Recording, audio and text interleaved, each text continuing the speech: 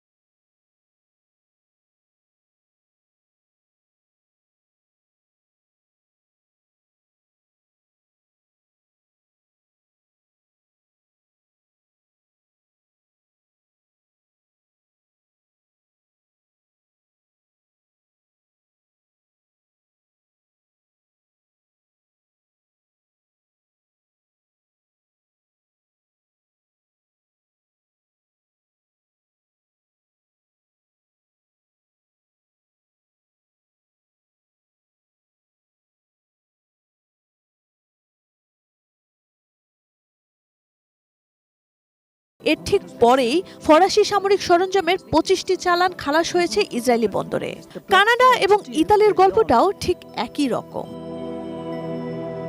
বিস্ময়কর চীনের ভূমিকাও। যারা আইসিজের রায়কে স্বাগত জানিয়েছিল, তারাই আবার শত কোটি টাকার সামরিক সরঞ্জাম পাঠিয়েছে ইসরায়েলে। ভারত থেকে গেছে লাখ লাখ ফ্র্যাগমেন্টেশন পার্টস আর 155 মিলিমিটার আর্টিলারি শেলের বডি, যেগুলো দিয়ে গাজার নিরপরাধ মানুষকে প্রতিনিয়ত হত্যা করা হয়েছে। গাজা শিশুদের ধ্বংস হওয়া শৈশব আর অনিশ্চিত ভবিষ্যৎ সাক্ষ্য দিচ্ছে যুদ্ধটা শুধু ইসরায়েলের নয়, এই অপরাধে জড়িত আছে বিশ্বের 52টি দেশ।